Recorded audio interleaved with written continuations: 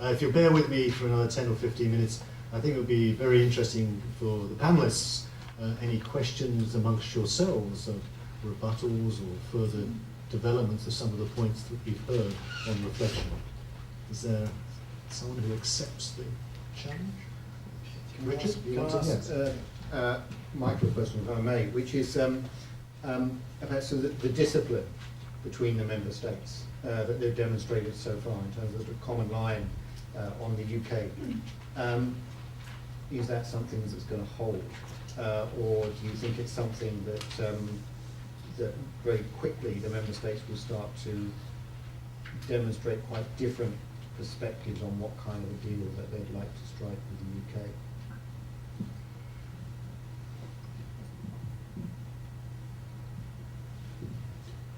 I think to begin with, the discipline, as you put it, will hold. I think an interesting, very recent trend has been that the public opinion in the other member states has improved with respect to the EU ever since the Brexit vote.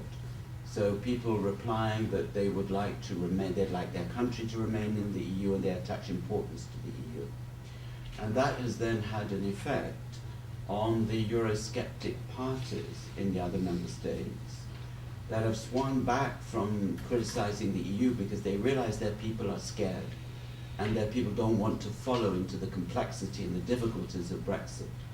So if you look at people like Marine Le Pen and Geert Wilders and even Beppe Grillo in Italy, they're not anymore banging the drum quite so loud on the anti-EU front.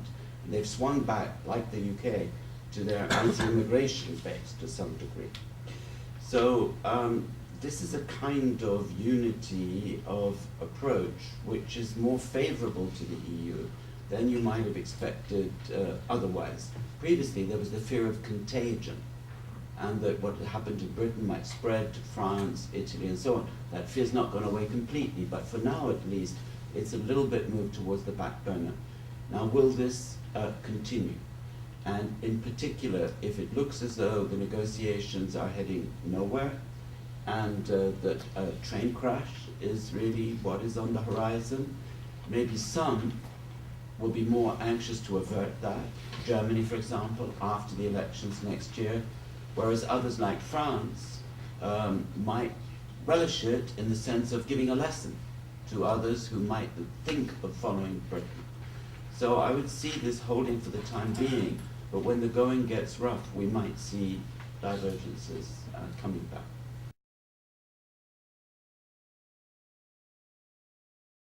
For Professor Whitman, just wondering, just from your final point about what would have happened if the UK didn't join back in the 70s. So do you blame that government back then when they decided to join?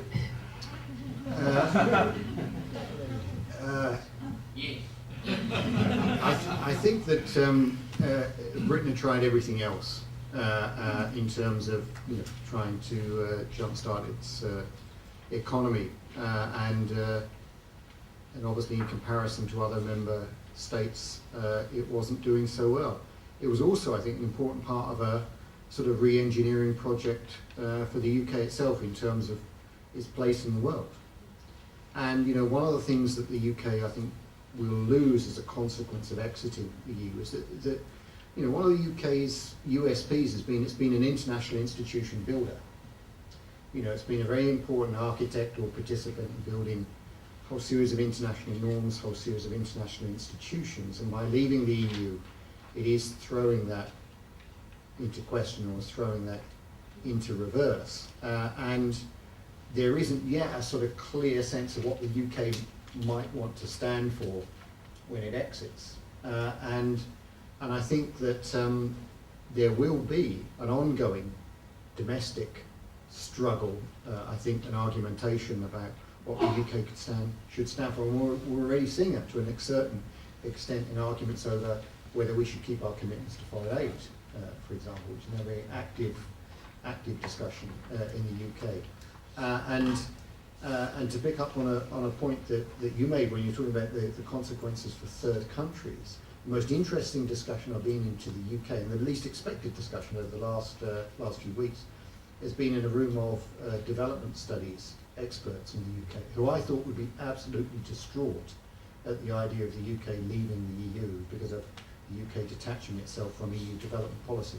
They were not at all. Because they were thinking about in effect, the repatriated resources that again go into a UK development pot.